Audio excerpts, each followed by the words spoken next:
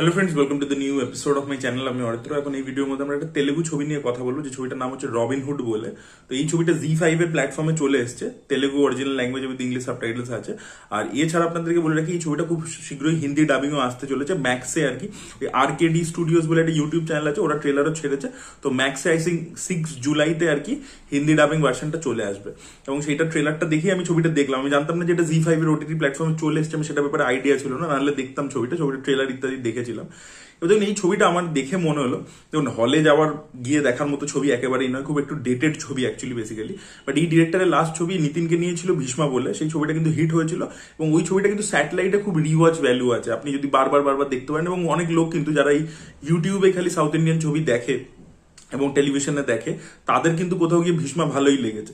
মানে আমার ওই ছবিটা আর কি ঠিকঠাক লেগেছিল, খুব একটা আহামরি কিছু মনে হয়নি, বাট অনেকের কিন্তু ভীষ্মা ভালো লাগে। সেম ভাবে এই রবিনহুড ছবিটা আমার যেটা দেখে মনে হলো, ছবিটা যেটা স্যাটেলাইট বা ইউটিউবে আসার পরবর্তীতে ওখানে লোকে দেখবে বা ক্লিপস দেখবে আর কি, ঠিক আছে।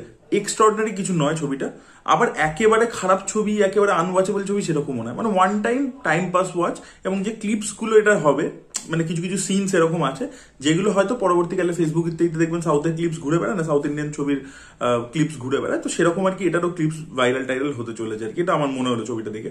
তো ছবিটা তিন রেড্ডি ক্যারেক্টারটাকে আমরা দেখতে পাচ্ছি যে অনাথ আশ্রমে ছোটবেলায় থাকতো, এবার অনেকে হয় না যে জাস্ট লোক দেখানোর জন্য ডোনেট করছে, তো সেরকম লোকেদের কাছ থেকে ও টাকা লুট করে অনাথ আশ্রমে ডোনেট করে দিত। তো এই জিনিসটাও করে আসছে এবার, তারপরে ধীরে ধীরে ও বড় হয়ে একটা চোর হয়ে গেছে রবিনহুড। তো এইভাবে গল্পটা শুরু হয়, এবং তার পরবর্তীতে শ্রীলীলা ক্যারেক্টারটা বাইরে থেকে আসছে, তার সাথে ও সিকিউরিটি হয়ে যাচ্ছে, তারপরে ও একটা গ্রামে পৌঁছাচ্ছে যেখানে একটা আন্ডারওয়ার্ল্ড সিন্ডিকেট কাজ করছে। এইসব নিয়ে আর কি গল্পটা বেসিক্যালি। ব্যাপার হচ্ছে ছবির নাম রবিনহুড, তার মানে কি বড় লোকদের থেকে চুরি করে গরিবদেরকে দেবে, একটা পুলিশ তাকে ধরবার চেষ্টা করবে। এই জোনের মধ্যে প্রথম ছবিটা কিছুক্ষণ প্রায় 10 মিনিট মতো এই জোনের মধ্যেই ছিল, এবং সেই জায়গাটা কিন্তু খারাপ লাগছিল না, দেখতে ভালোই লাগছিল। তারপরে দেখলাম ছবিটা পুরো অফ ট্র্যাক হয়ে গেল, একটা অন্য সেপারেট ট্র্যাকেই চলে গেল পুরো, ঠিক আছে। চলে গেল সেখানেও প্রথমে গ্রামে যেভাবে সব লোকেদেরকে রিপ্লেস করে দিচ্ছে সেটাও ভালো লাগছিল। তারপরে গিয়ে ছবিটা একদম পুরো খেই হারিয়ে ফেলে, মানে যা খুশি তাই হচ্ছে এরকম চলছে, ফ্ল্যাট চলছে। ছবিটার মধ্যে পজিটিভ বলতে আমি যেটা বলবো, যে প্রথম হচ্ছে কমেডিটা ভালো, ভেনেলা কিশোর এবং রাজেন্দ্র, তাকে আপনারা বহু তেলেগু ছবিতে দেখেন, তো তাদের কমেডিটা ভালো। এবার আমি জানি না হিন্দি ডাবিং এ কমেডিটা কিরকম খুলে আসবে, এতে তো ভালো ছিল, মানে অরিজিনাল ল্যাঙ্গুয়েজ আর কি ভালোই ছিল, এতে কমেডি ভালো। কিছু কিছু সিকোয়েন্সেস আছে যেগুলো ভালো, মানে প্রেজেন্টেশন ইত্যাদি। মাইত্রী মুভি মেকার তো একটা প্রডিউসার, ওরা খরচা করেছে। তো ধরুন ক্লাইম্যাক্সের দিকে একটা ইন্টেলিজেন্ট আর কি, একটা মানে এই ক্যারেক্টারটাকে ইটসেলফ ইন্টেলিজেন্ট দেখিয়েছে, তাই জন্য যেভাবে ভিলেনকে হারাচ্ছে করছে, মানে তাকে মারছে না, অটোমেটিক্যালি ভিলেনটা মার খাচ্ছে, মানে ওরকম ভাবে করেছে।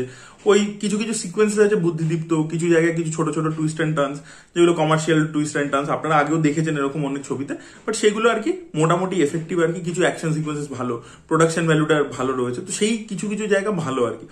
বাট বাকি কিন্তু ছবিটা, মানে প্রথম কথা রবিনহুডের যেটা হওয়া উচিত ট্র্যাক, যেভাবে গল্পটা শুরু হয় তারপরে অফ ট্র্যাক চলে যায়। এবার এই অফ ট্র্যাকে যাওয়ার পরে ওইখানে গিয়ে গ্রামের লোকেদের কিছু ইমোশন কি হচ্ছে, ওয়ার্ল্ড বিল্ডিং, সেগুলো কিছুই ভালো করে দেখায়নি, ঠিক আছে।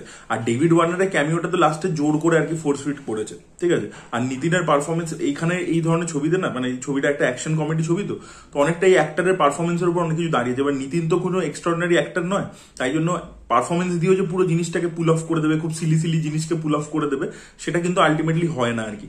তো নিতিন বেসিক্যালি হচ্ছে ওখানকার তেলেগু ইন্ডাস্ট্রির আর কি অর্জুন কাপুর। ও প্রচুর ডিরেক্টরদের সাথে চান্স পেয়েছে, প্রচুর ছবি করেছে, কিন্তু ওর কেরিয়ারে আর কি হিট খুবই কম, তা সত্ত্বেও ও প্রচুর ছবি পায় আর কি। শ্রীলীলাকে নিয়ে নতুন করে কিছু বলার নেই, এই ধরনের তেলেগু কমার্শিয়াল ছবিতে শ্রীলীলা কিছু করাও থাকে না, তো সেটা এখানেও তার ক্যারেক্টারটা খুবই ডাম হেডেড টাইপের একটা ক্যারেক্টার দেখিয়েছে। এবং শ্রীলীলার মানে কথাবার্তা দেখেও আমার মনে হচ্ছে একটু ডাম হেডেডই আর কি, মানে ইন্টারভিউজ এর কথা বলছি। যাই হোক, তো এটা গেল। আর অন্য হচ্ছে যে ছবিটার মধ্যে প্রচুর গান আছে, মানে একটু কিছু পর সেই 2010-8-10 ছবি যখন আমরা প্রথম সাউথের ছবি দেখতাম, তো তখন হতো না যে কিছুক্ষণ চলছে, একটা করে গান শুরু হয়ে যাচ্ছে ফট করে একটা বিদেশি লোকেশনে। তো সেম ভাবে এখানেও আছে, যেটা আজকের দিনে স্টোরি টেলিং এর সাথে একেবারেই যায় না। তো আমি প্রথমেই যেটা বললাম না, ছবিটা একটু ট্রিটমেন্ট একটু ডেটেড আর কি, মানে গানের ইউসেজ ইত্যাদি সেগুলো আর কি একটু ডেটেড আপনার ফিল হবে। রান টাইমটাও আপনি ফিল করতে পারবেন, প্রায় 2.5 ঘন্টার কাছে ছবিটা, ঠিক আছে। আর যেহেতু ভিলেনের ক্যারেক্টারটার মধ্যে কোনো এজ নেই সেইভাবে, ওই জাস্ট চিৎকার করছে টিপিক্যাল আর কি তেলেগু ছবির ভিলেন, ঠিক আছে। অন্য সেরকম ভাবে কোনো ইমোশনও যে দারুণ ভাবে ওয়ার্ক করছে সেরকমও নয়। তো সেই জিনিস প্রথমে একটা ইমোশনাল টুইস্ট পরের দিকে দেওয়া হয়েছে, মানে প্রথমে তো আপনি বুঝতে পারবেন যে নীতি রেড্ডি ক্যারেক্টার গ্রামে এলো কেন, কি সেটা, তো তারপরে পরে গিয়ে একটা ইমোশনাল টুইস্ট দেওয়া হয়েছে, বাট সেটা তখন আর ওয়ার্ক করে না আর কি আলটিমেটলি।